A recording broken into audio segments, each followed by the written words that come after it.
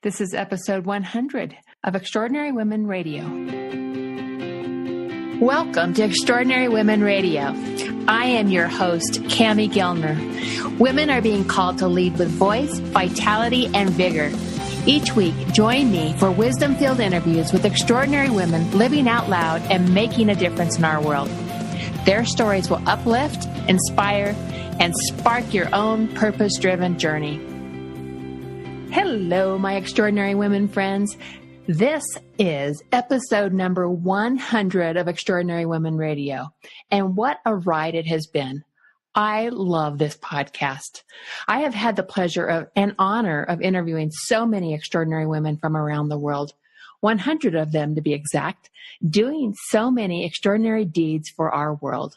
They are change makers, rebels, they are big dreamers, and they are the ones who make things happen. Let me give you a sampling. I have interviewed an astronaut, and she holds the record for the longest walk in space. Then there's the very first woman who ever walked around the world. Yes, literally walked all the way around the world. I've interviewed a federal judge. I've interviewed many women CEOs who have smashed through glass ceilings or grown their vision from the ground up. Several global nonprofit leaders and activists, women who are ranked among the world's top social influencers, a woman on a mission to get 1,000 women on corporate boards. Then there was a time I got to interview the lead vocalist of my favorite band that I stalked for so many months so I could make the ask. Or another, the leading NCAA women's basketball coach that I've admired for years. And perhaps some of the most rewarding have been sharing the amazing stories of my clients doing extraordinary women work. Like my client who is helping companies and women raise capital, or another who is helping take healthcare to the remote villages of Peru, another who is helping C-suite leaders find their center with mindfulness practices. I have spoken to women who grew up in Iran and India, and others who grew up on the plains of Colorado. I have done interviews with women in Jordan, in New Zealand, New York, and beyond. The diversity is immense, but the threads of commonality even more powerful. Threads of courage, of grit, the stories to persevere when things got tough, when mountains were daunting. They all followed their passions and took big risks to follow their belief, their desire to make an impact and lead with their unique style of being who they are. For that is what Extraordinary Women Radio is about. And I'm so honored to feature today's guest, Zainab Salbi, the founder of Women for Women International, on this milestone episode. I have admired Zainab for years. I supported Women for Women International for years, sponsoring women in war-torn countries. I have followed Zainab's career from the very beginning. However, I did not know all of her personal story until recently. For Zainab kept a secret hidden in the early days of starting Women for Women International, until one day she realized she had to share her story of growing up in the shadows of Saddam Hussein. She shares this story with us today and so much more. Let me introduce you to Zainab Salbi. Well, welcome to Extraordinary Women Radio, Zainab. I am so honored to host you on this 100th episode of Extraordinary Women Radio. Thank you. It's an honor to be here with you. I really appreciate it. Oh, you bet. And I'm going to share a story with you that you don't know yet. Just a few months ago, I sat down and I wrote down 4 names of who I would love to feature for this monumental episode. And your name was at the top of the list. And when I wrote that list of wish guests, I didn't have a connection to you. But I knew your story would be such a perfect match for the spirit of what Extraordinary Women Radio stands for. It's women being called to make a difference in the world. And then I was chatting with Tammy Simon of Sounds True about potential guests for this episode. And she suggested you just out of the blue. And I'm like, oh my gosh, yes. So I'm so honored to be here. Fantastic. Thank you. The honor is all mine. Thank you. And I like when synergies like that happen. Totally, totally. And I've been a longtime supporter of Women for Women International. I have sponsored many women over the years, and I loved everything that you built with Women for Women International. It's so inspirational. Thank you. I really appreciate it. I really do. Thank you. Yeah. Any supporter of Women for Women, I'm always touched by that. It speaks into the generosity of the spirit of the person. Yes, yes. So where are you calling from today?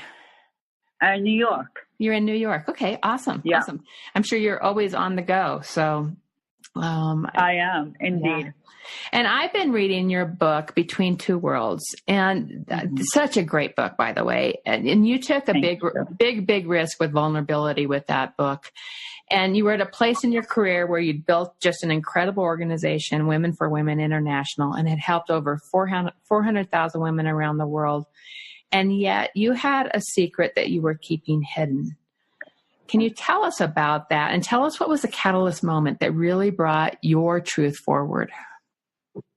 Well, I'll speak about the catalyst moment, which started in Congo, the Democratic Republic of Congo. You know, as a humanitarian and a women's rights advocate, I was very proud of myself for helping, hundreds of thousands of women through Women for Women International. And I always thought that I don't have a story, that they have a story, but not me. I'm okay. I'm educated. I'm in America. I'm living a privileged life. And it's these poor women in, different parts of Africa and Afghanistan. They are the ones who have a story. And, it was during the the Gulf War, the second Gulf War, sorry. And I wanted to write a book about Iraqi women. Again, the unprivileged, marginalized Iraqi women and their voices and their struggle and all of that. And my publisher was saying, no, we want a story about you. And I was like, I don't have a story. You don't understand. I grew up in privilege. I do not have a story. These poor women who have a story. Mm-hmm. And at one point I meet Nembitu, a Congolese woman who I'm sitting in front of her in Congo. She's telling me about how she got raped. Her 9-year-old daughter got raped. Her 22-year-old daughters got raped. And how so many militias surrounded her and her daughters as they were raping them that she stopped counting. That her sons were forced to spread her legs open, and one of them was ordered to rape his mother, and when he refused, they shot him on his feet. And so she's telling me all these stories. Now, I've heard a lot of such stories, and my heart always melts and pounds, and I always cry. And in this case, Nembitu looked at me and she said, I never told anybody but you that story. So I look at her and I was like, well, Nembitu, do you want me to keep this a secret? Because, I'm a storyteller. What I do is I go back to America. I tell the world about your story. And so I can raise awareness and money. And the money's not going to come to you. It's going to come to many other women, including you, but not all to you, Right. And so should I keep that one a secret? And so she looks at me and she tells me, if I can tell the whole world about what happened to me, I would. So other women would be spared from the atrocity that I faced. But I can't tell the world. You go ahead and tell the world, just not to the neighbors. Right. And that moment was the most humbling moment in my life, as in I realized that this woman has more courage than I do. She has connected the story between her personal story and the larger narrative of women. That if the world knows about what happened to me, maybe they would do something and act and spare other women through going what I've gone through. And yet I, the privileged woman, was actually hiding behind her story. Do you see what I mean? Yes. I was hiding behind her story, as in I'm pretending that I don't have a story, hiding the world from hiding my story from the world, and thus not helping myself and not helping other women. And in that moment, I actually, and just saying goodbye to her, I drove for 5 hours to Rwanda, and I cried throughout the whole 5 hours because I realized I was a coward, that I was asking women to break their silence and to speak up and all of that, but I was not willing to do what they were doing. And that I had a choice of either continuing my work and continuing to actually do what I'm, preaching to women to be strong and break their silence and all of that. But I have to start by doing it for myself, or I have to leave. If I don't have the courage to speak up, I have to leave. And it was a very important moment in my life where I ended up deciding that I need to speak up and I need to walk my walk and not just talk the talk. And in that process, I learned so much that I did not know about. As I confronted my shame, my embarrassment, my family pressure and pain I caused my family, and all of the other issues that comes as we break our silence. And it made me much more humble vis-a-vis other women. It made me much more respectful of the process and how painful it is. And now when I meet other women, I actually tell them my story immediately. I just say, this is who I am. So I'm now asking you to tell me your story only if you want. And I'm starting by walking my walk and not just talking it. So here's my gift. And here's my story. And if you are ready to tell me your story, I would appreciate, but you don't have to. So it changed my dynamics. It taught me the power of equality and sisterhood for real, as opposed to before I used to be self-righteous about it. Mm-hmm. And it taught me so many lessons, and mostly it led to my own healing ultimately, and freed me from my own fear, and I realized in the process that I had become the prison guard of my own fear. And so I learned so much, but it came out of the very woman that I was actually helping. And I'm thinking, she's poor, she's illiterate, she's, in this poor reality, and she's gone through so much horrible things, and I have no story compared to her, except when I owned my own story, I realized it's not comparable to hers, and yours may not be comparable to mine. And so may not be comparable to yours, but it's our story has equal weight on our heart and our mind. And it is upon us to break that silence and not to compare it to other women's stories and then dismiss ours. And what happened for you as you started to share your story? What happened physically in your body, right? That emotional hold that you had been holding within. What happened for you? Well, I mean, in the process of telling it, I cried a lot. Right. Writing it and telling it, I cried a lot. And what's really I learned, I had a lot of fear. I mean, I had fear, like my stories. I knew Saddam Hussein, that I came here in an arranged marriage, that I was raped by that very same marriage, that I, yes, lived a privileged life in Iraq, but actually at one point I had $400 in my pocket here in America. And I started from zero. That there was a lot of embarrassment because my image of myself as a feminist, activist, strong woman, don't necessarily coincide with this vulnerable, raped, arranged marriage woman. Right, right. Basically, and right. So I was even embarrassed to share that because I didn't want the stereotype to be applied to me. Oh, just because I'm from Iraq and all of that I must have this life. And I was so embarrassed to acknowledge to anybody that I knew Saddam Hussein, one of the worst dictators of the last century. Right. And you knew him in a very frequent basis. You spent a lot of time in the shadows of Saddam Hussein. Well, my father was his private pilot, and my family were his social friends. As in, we had, we're not political, and so we had no political threats to him, and we were entertainers. And, I mean, we're not in the program. My mom was a teacher, my father was a pilot, but we played the role of social, the friends that he hang out with for, and danced to Western music too, and taught him how to eat with a fork and spoon and things like that. It's a social entertaining, basically, no political substance.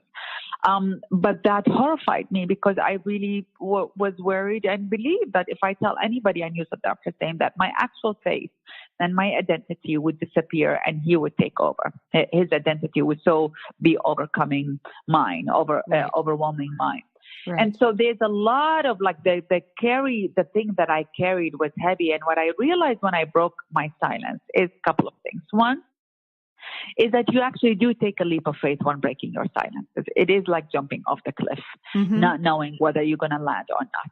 And in between the landing and the jumping, there's the abyss, where you go through your abyss, basically. And so it's a very scary experience.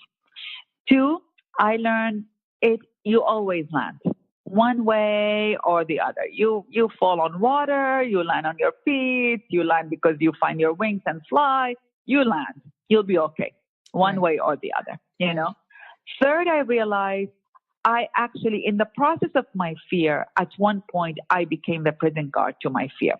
And that I needed to let go of that prison guard in my fear. And that's liberating myself from inside. It's a very inside. My last book is called Freedom is an Inside Job. And that was the first step towards my freedom, is to let go of the prison guard I had on my own fear. I was afraid to utter the words of Saddam Hussein in my own backyard here in America. This is how much my fear was. Right. And so by breaking its silence, by basically stripping myself naked in front of the whole world, by telling them my story, I took control over my story. I basically said, you cannot hurt me anymore because I am initiating the vulnerability and telling the truth and the full truth and nothing but the full truth. So you cannot blackmail me by that fear. And that you is the world and that you is me. Right. Do you see what I mean? So totally. And then the last but not least is that so many women, a lot of that fear was inside, but when I broke the silence and spoke up, so many women here in America and back home in Iraq would walk up to me and tell me, thank you for telling your story. And then they would pursue by telling me their story. And with the ones in America, I really had no idea it was their stories from a different culture. But I realized, oh my God, I have eventually become like Nimbitu. When one woman breaks her silence, she becomes like the candle that lights other women's darkness. It sort of, and helps the other woman get out of the darkness of her own cave. And then B2 did that for me. And then in owning my own story, I became the candle for this other woman. And, this other woman becomes the candle in the other woman. Eventually, over 10 years, I came to realize freedom is an inside job. It started with telling my story, and it ended up teaching me that I am the cake of my own happiness, and that the taste of freedom is indeed so delicious that it is worth the hard journey one has to go through in order to free ourselves from all the chains of the past. It's so important. It's so important that we find our stories and we let those stories come to the forefront. And when we do that, it's so powerful. And what you're saying, it's powerful for everyone in the room. So and that's what shifts things and that's what moves things. So it's so beautiful. Can you tell us a little bit about what it was like growing up in Iraq as you? And I highly encourage our listeners to go listen to, or go read your book, Between Two Worlds, because I think I'm just so entrenched into those stories. But just give a little synopsis. I know there was a lot of fear that you faced at that point, even. Oh, I grew up with fear. As I was writing my book, I would say, how do I express fear for people? Because for me, fear is a very tangible thing. You smell it. Fear is like poison gas that you breathe it every day and you die slowly from it, until you die. Mm-hmm. I grew up with my mom telling me I could see the prison bar in front of me. I just cannot prove to anybody that they exist, but I see them and I hold them and I touch them. And so my life was a juxtaposition, a contradiction between a very good upper middle class family. My father was a pilot. We traveled all over the world. I went to a nice school. I spoke English from when I was 4 years old, in an Arabic speaking society. It's I went to piano lessons, all of that. And there's the other side, which is Saddam was in our family's life. And so he would show up in the middle of the night. Actually, he showed up anytime he wanted. And everyone would have to like dress up immediately and smile and, at our best behavior. Our, phones were bugged. Our rooms were bugged. We fear talking to our own parents. My parents would speak, like if the 70s of my life were like all fun and happiness and joy, in the 80s when he took over, my parents would sit in the middle of the garden on plastic chairs with the radio blasted really high, loud, and they would whisper to each other's ears, even though they're in the middle of the garden and the high radio. Basically, that's how they communicated. When we saw him every single weekend, almost in our life, in my life, and as when I was a teenager, basically, not when I was a child. And the rules is to smile when he smiled and cry when he cried, and, every time he says, is this nice? Yes, very nice, uncle.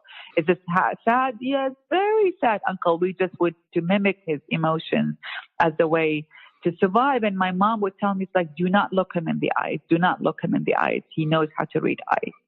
And so it was between this in my weekend and evening, and then in school I refused to. And my parents, you learn in wars or in conflict areas or in fear is that people don't resist in this, Superman movies that we have, or heroic movies. People resist in small ways. People resist in small acts, of resistance where they can keep their soul and their integrity and their dignity intact. And so my parents resisted in these small ways. They resisted by, helping me not go to the palace school where all the other girls would be, daughters of officials. And I went to not only a regular school, I went to a school on the margin between a poor neighborhood and a middle-class neighborhood. And because it was an experimental school and had a different curriculum, and I really wanted to go there. But in daytime, I would hear classmates talking about how their fathers got killed, or how there was an execution, a public execution in that neighborhood, in the street, and anybody who had a gun just shot at the man who was pinned to the wall. And so I would go to, in the daytime, I'm like hearing these horror stories of what people were facing. And at night, I'm going to Saddam, and she's talking about eating caviar and drinking champagne. And and in the middle, which is my family, somewhere in the middle of that is living in fear. I grew up with my mom committing suicide and over and over. Trying to commit suicide over and over and over again. So you have all these juxtapositions. They're none of them like the movies where one character is purely evil and one character is purely in it. Everyone was struggling, and including him. For me, the devil is a fallen angel. There were moments I know him as uncle, laughing and dancing, and there are moments which were very scary because he killed his own best friends. Right. So all of that was my reality. Right. What's really interesting for me is within the past few weeks, I interviewed one of my clients, Arzu Zarafshan, and she's an extraordinary woman who really helps women raise capital. And Arzu grew up in Iran during the Iran-Iraq war, and she shared her personal story of growing up in a war-torn country as a child. So just within the last few weeks, I've had this conversation. And as I was reading some of your writing this week, you wrote, as a young girl, I never thought about the children in Iran who were facing some of the same impacts of the war. And, in writing that statement, it was very clear there was another time where you started to connect this notion that there were children on the other side of that war, just like you. So talk a little bit about that. Where did you find that notion of connecting to people on the other side of conflict, and how does that apply just in life in general? It's like so often we can be in conflict of some sort, and there is always that other side of it. So talk a little bit about that. Well, at the very young, I was 11 years old when the Iran-Iraq war started. And at a very young age, I realized, okay, the newspaper and the news on TV were just showing the frontline discussion. They were showing the machines, the guns, and the tanks, and the army man, and all of these things, right? But as a kid living in war, it was really women who were running the show in my life, you know. Everyone was a woman in the street, basically. The teachers, the doctors, my mother, you know, the store owner, everyone, the factory workers, everyone. And what I realized is, oh my God, at a very young age, by the way, because you see it's clear in your face kind of thing, you know. So it's like, oh, so the world sees war as men see war, but they do not see war as women see war. And if men are leading the frontline discussion, which is the war, the fighting, women are leading the backline discussion, which is keeping life going. Just keeping life going, running the factories, running the hospitals, running the schools, keeping my mom, keeping us going, keeping the smiles going, all of that. And till today, we do the same thing, by the way. We don't realize like life in war continues. It does not stop. You still fall in love and you still go to a birthday party and you still like laugh and you still get divorced and you still all of these things basically they're still going in the midst of war, and it's women who are running the show in the backline discussion. Yes. And so it's impacted me in many ways. It's impacted my whole career. I mean, that's how I started Women for Women International, which helps women survivors of wars. And my biggest argument, besides helping individual women survivors of wars, is basically saying we have got to understand war and peace from women's perspective.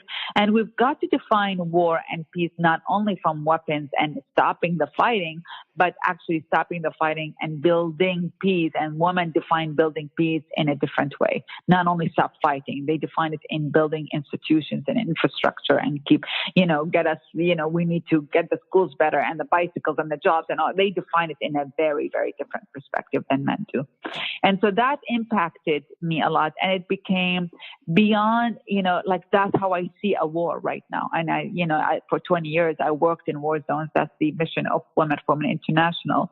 And that becomes the essence of it. It's like, how do you, because you understand a story that is not told otherwise, And right. So whether it is in Bosnia, whether in Afghanistan, whether in Iran, or whether any country, I've never been to Iran, but meeting Iranians here, but any country that I worked in, Congo, Rwanda, Southern Sudan, Nigeria, my own home country, Iraq, you actually have an immediate connection with women there because you know a story that you live through it, and then you know that they're living through it. So it's an instant connection of, we are the invisible talent, we're the invisible warriors, basically, that are yet to be visible, but who cares because we need to keep it going. Right. And that's amazing. That's fascinating to me. And I've never thought of it in that, that's the other side of it. We see the front side of it, but we don't see the foundational side of it where the women are keeping things going. Right. Yeah. Right. And still, I tell to any male politicians, I say, if you really want to understand a story of a country or a nation or a community, please just don't meet with women for like a couple of hours. Go and spend the 3 days visit with women. You will understand a story you do not realize otherwise. Women are the bellwether for the direction of society, in my opinion. Bad things start with women and good things start with women. And rather than seeing women as a marginal issue, let's invite a couple of women to join the conversation. If we see them as a central issue, we change our whole lens and perspective of not only that society or that culture or that community, but how do we go about building sustainable peace? That women have a different narrative that is very important to add into the discussion. Yes, yes. So your mother was a great protector. Tell us a little bit about her. I know she, eventually was the one that sent you to America, and for a good reason, which you didn't understand at the time. But tell us a little bit about your mother and how you ended up coming to America. Well, my mom was a feminist. She, as a teenager, she made me read all these books about feminism and about social justice, to be honest. Listen, this is a woman in Iraq, studied in Iraq, lived all her life in Iraq. She came to the States and Europe for vacation, but that is a pure Iraqi woman who made me at the age of 12 and 13, not only read all the classic novels, European novels, but made me more than that, read Roots about what happened to African Americans here in this country. Mm-hmm. And she made me read, all kinds of feminist, books. And they were all in Arabic that I read them. And she would with intention, she would go to the bookstore and buys me these books. And it's like, you've got to read these books, And so by the age of 15, and she would tell me about the oppression of women from her own mother to herself, to like her grandmother, mother, stuff. And each one, the story seems that each woman pushes her daughter to a better future. And each woman pushes her daughter to and if I look at my own female lineage, woman lineage, I would say I'm a product of each one pushing the other for a better. And I probably got it the best so far. And I hope that my nieces get it even better, basically. Yes, that's how it works, basically, But so she, as a teenager, my mom would tell me, you always have to be strong. You've got to be independent. Never depend on any man financially. And she would tell me, never let anybody touch you or talk to you in the wrong way. And over time, she was very adamant. She would shake me in these things, not like, oh, honey, do that. Like, dude, like this is like with passion. She's telling me these things. Mm-hmm. Choose the man you want to do, all of these things. And then all of a sudden, at the age of 19, 20, she would tell me, it's like, well, honey, you've got this marriage proposal from this guy in America, and then please accept him. And, arranged marriage, the first notion of arranged marriage you think is being forced. It's really not being forced. It means it's arranged, as in, I call actually the internet dating sites arranged, dating, basically, yes.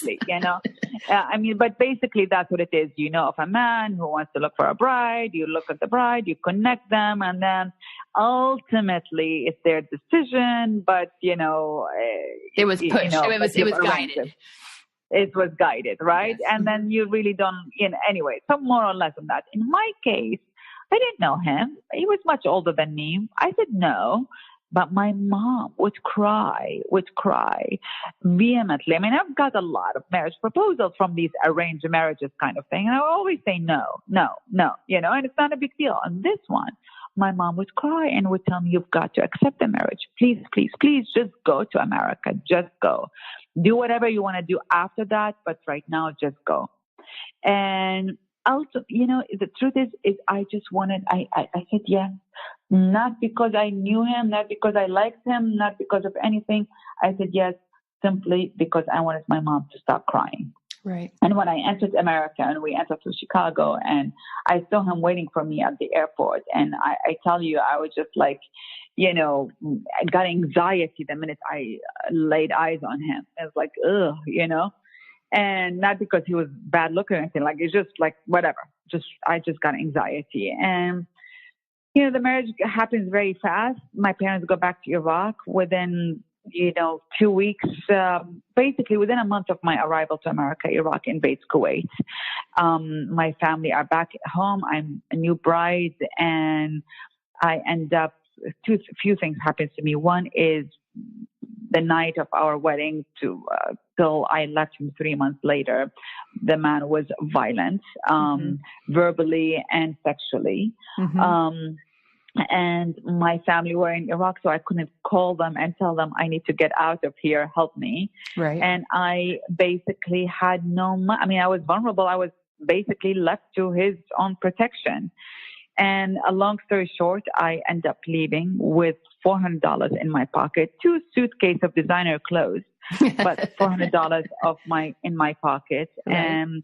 And basically never looking back and vowing to myself that I am going to do something out of my life. And one day I shall go home and I will help there. But right now I'm going to build my life here.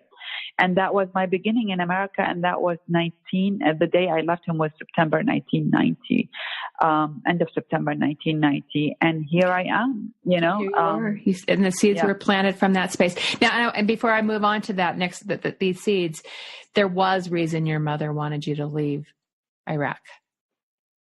There was. Thank you for bringing up. I always talk only about the first part, but never finish the second part. And possibly because, I didn't end up seeing my family for many, many years later. And in my mom's case for less than 9 years, about 8 years. and I was angry at her. I felt betrayed by her. Right. I felt the woman I loved the most in my life betrayed me. And so it broke my heart. And then she came to America. She was diagnosed with Lou Gehrig's disease, and we knew she was dying. And literally the year before her death, we started talking. And now she lost her voice. And so there's an irony of that. She would only communicate with me in writing, and I couldn't hug her. I mean, that's how I'm mad at her. I mean, I'm her only daughter. So I moved from loving her to not wanting to hug her. And in the process of her death, I asked her, like, why did you do that to me? And that's when she started writing me. And I had already founded Women for Women International, and I would go home every day and from work, and I would find her writing me chapters of her book in which she would narrate what happened. And ultimately, the story is she was so worried that Saddam was taking a like to me, and she was so worried that she could not protect me. And she told me about what he had done to so many women around him, and no one could protect themselves from it. And so there were many incidents that she would talk about. Frankly, it took me a lifetime of trauma in my own thing to deal with these incidents, but I didn't know. I mean, like the child in me did not understand the predator in him. The teenage in me did not understand the predator in him. The woman in me today understands the predator in him, and if I had a teenage daughter and in the context where I was, I don't know what would I have done, but now I'm 49 years old, and I understand that. I understand that fierceness of protecting your child. Yes. I didn't understand it when I was 20 years old, and and for her, it was the only option to get me out of his sight, which is to get out of the country. And she used to say, I don't care what you do once you arrive here, just accept the marriage. Right. She died, so she died with, in the process of her death, she gave me her best gift. Totally. And that is my story. Right. In the process of my mother's death, she gave me the truth, and that is her story as well. And that's when healing started. Like, that's what utter healing started. So she died, and it's been more than nearly 20 years now. But there was healing with her death and peace, at that. And I not only forgive her, I also understand her at the moment. Exactly. And I think, like you said, what the best gift she could have given you was that. So. And that's also when I mentioned earlier, people resist in small ways. They do not resist in big ways. You resist, when fear is around you. I mean, we judge people in other countries who are living under dictatorships or whatever, but when it's in your face every day, unless if you are the hero that's willing to lose not only your life, but everything in your life and everyone and every loved ones for their cause. And these people exist. It's just there are not many of them in humanity, by the way, Most people do resist. It's not that they are, culpable to the dictatorship and the authoritarian and the oppression, is that they resist in their ways as they navigate the survival of their own families. And I moved from being very angry at my family for being in that relationship to compassionately loving and grateful for both my parents did to help us stay intact and to be safe ultimately. But also for their own resistance to keep an aspect of who we are intact and not be all succumbed by his fear. Right. So you were only 23 when the idea of Women for Women International, the seeds got planted, right? And you stepped into it. So where did the courage come from that had you saying, yes, I am going to do this? So when I come to America, I've grew up coming to America on vacation, but never living in here. And when I came here, I moved to DC. I, fell in love with a Palestinian American man.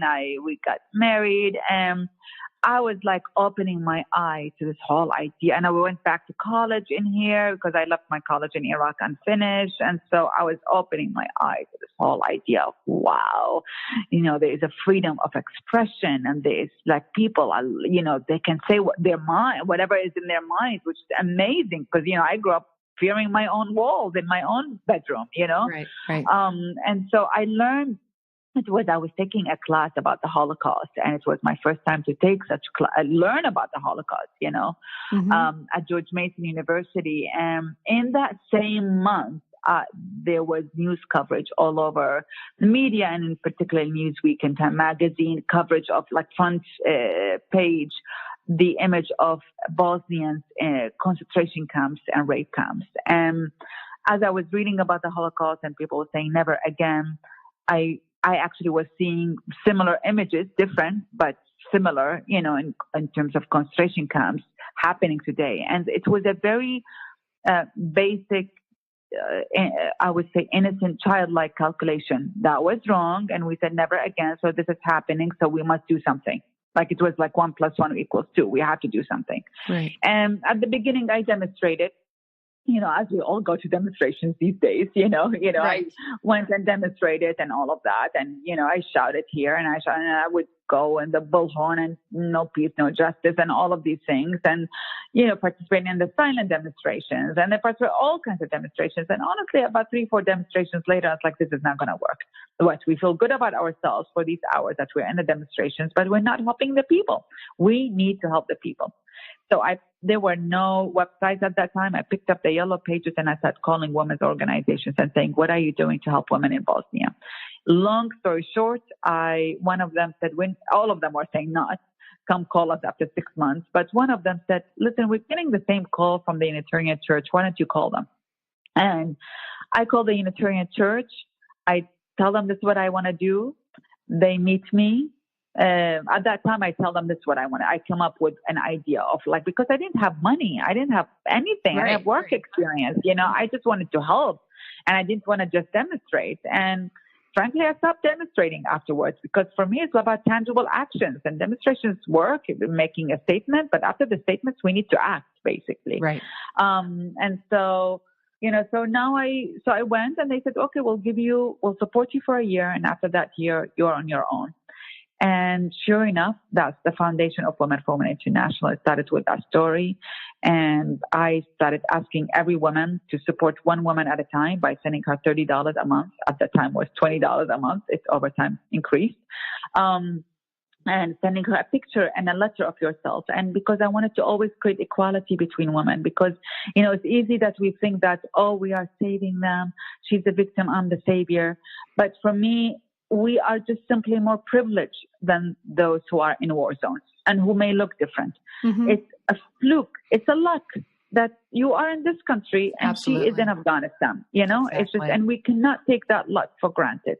And so you may feel better about yourself for helping her, and you should, but also you're not superior to her. So I wanted to share the stories, and in our stories is our equalities, because we're all humans ultimately. And so in my aspect is share with her your resources, $30 a month, which is affordable to most people, but share with her something else and share with her that story, because with that, you show her that you're equal to her, like you are really her sister, and she will share that with you as well.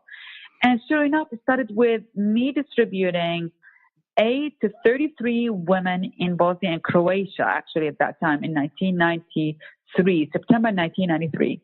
Women for Women just celebrated its 25 years anniversary, where we helped more than 500,000 women in conflict areas, connecting them with more than 500,000 women here in America, and distributing nearly 120 million dollars to them.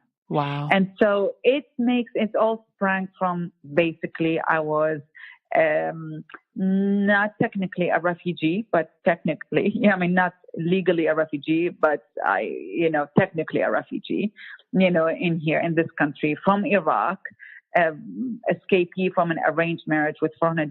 And that led to helping 500,000 women, if not 1 million women, connecting 1 million women with each other. And so it makes me believe. It makes me believe that it is possible to make a difference in this world. And it is possible to make change. And I never went about it thinking it's going to be big. I just didn't care if it's going to be big or small, but I tried. And I still today try in different ways. And I try now, not only by my work, I try by my action. I try by buying ethical clothes rather than junk clothes that is hurting the environment. I try by buying ethical, sustainable food rather than buy food that is hurting the environment. I try by donating, yes, but doing other actions that sometimes entail sacrifice in my personal life. So it started by only giving out, and now where I am is I need to be in alignment in my personal life and behavior. And there were times in which I wasn't aligned. I would give to women, poor women in conflict areas, but I would buy a shirt that may have oppressed other women in some dungeons, in some factory, in some country, and I needed to be aligning these values together between that and between my buying and my giving. And that's where I am today. But it makes me believe it is possible to make a difference in this world. Absolutely. What do we need to know about the status of women in our world today? When, a lot of listeners here tuning in, what do we need to know about status of women in our world? Well, if this is a mountain, we are halfway up the mountain. We are not there on top of the mountain yet. Mm-hmm. And, there are things to celebrate, but don't be satisfied. When I'm saying celebrate, yes, honor our elders who led us to this moment, as I was talking about my grandmother, but honor all the women who have led us to this moment, basically. But we are not to tap on our shoulders and say how great we are. We've done it. We have not done it yet. And there's a lot of work to be done, Yeah. And it entails all women from all different socioeconomic backgrounds and throughout the world. So there's a lot of work to be done. I do think it's also, so a lot of work to be done in the basics, which is we need equal pay, equal representation in decision making, in political parties, all of that. But there's also the ones that are not visible.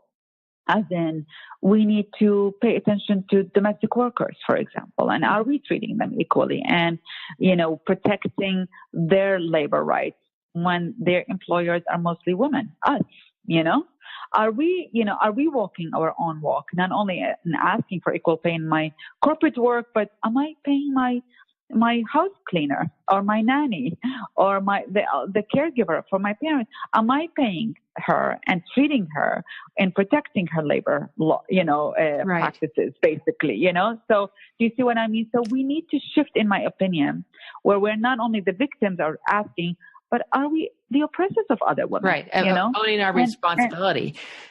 Exactly. And the invisible woman in our own lives and waitresses and all kinds of invisible women. So it's not only the poor other women in Africa, but is the invisible woman in here in this country. So I feel there's a lot to be done. And it's not only about men changing, which men need to change.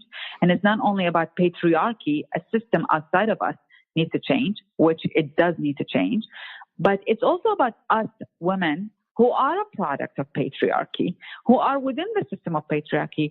We also must reflect on ourselves and see where we have lost track of ourselves and where we are replicating the very thing we are fighting against. Because we all have that story. I do, Right. And so we have to really be more thorough. And in my opinion, this is our moment, not only to speak up about our injustices, but to lead differently. Mm-hmm. And one of the things that I am worried, I am not worried, I'm saying, but I'm pointing at, saying we are risking the fact that we are leading like men, or like patriarchy. We need to lead like women. We need to show and demonstrate how female and feminine leadership is different. And I don't see it yet. We have not demonstrated yet, but it is incumbent upon all of us to do it. For if we don't do it, we will lose. We will lose. We become just talking about our victimhood, but not demonstrating what newness new leadership, new vision is. And we need to show the path forward for all women and men alike. Oh, that could open up a whole nother, I would love to go into that much deeper because it's such a passionate topic for me. I love that topic, but I know we can't do that today. We're running out of time. The final question that I always close this interview with is, what 3 pearls of wisdom would you like to leave with our audience today? Oh, there's a lot. Where do I start? I would say 1 is, only when we tell the truth can healing start happening. Only when we tell the truth can we start the process of healing. 2nd, we build a bridge, it will be destroyed. Build a bridge, it will be destroyed again. Build a bridge until so many people are part of building that bridge, it cannot be destroyed. Yeah, that's beautiful. And that means we need to reach out to others, and the others, whoever the others are from the other side. And we need to be in dialogue and conversations so we can show the path forward. We need to lead in showing the path forward, in my opinion, in any division that is happening in our lives or in our country or in the world. The 3rd thing is, and this I came to it in the long, hard way, we can forgive even when not asked for forgiveness. We can and we need to forgive even when not asked for forgiveness. And what I mean by that is, in my global experience, the group who has been most victimized, whether it is Blacks in South Africa or Tutsi in Rwanda, are the ones who show the path for truth and reconciliation particularly. And because the aggressors do not have the legitimacy to show that path.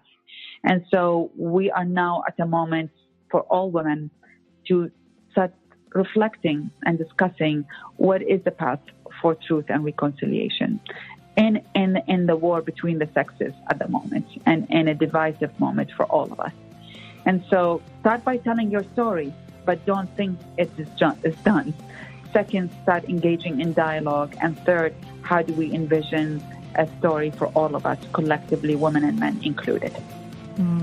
Thank you so much, Zainab. I so appreciate your time today and sharing of your story and everything that you are doing in our world. It's so inspirational, and I'm honored to have been able to have you join us today. Oh, what a pleasure. I really appreciate the conversation, and I hope we can continue. I hope so too. Thank you so much. Wonderful. Thank you. You have a good day. Thanks. I hope you liked this episode of Extraordinary Women Radio. If you did, please share this podcast with your own special tribe of women and help spread the love, the dreams, and the inspiration. Are you ready to raise up your voice, your visibility, and your business? I invite you to visit me at CamiGellner.com to find out how you can make heartfelt connections to mindful strategies to ignite an abundant flow of cash and clients into your business. I'd love to hear from you on any of my social media channels. I'm on both Facebook and Twitter. Till next time, my friend, listen to your heart, follow your dreams, and be you.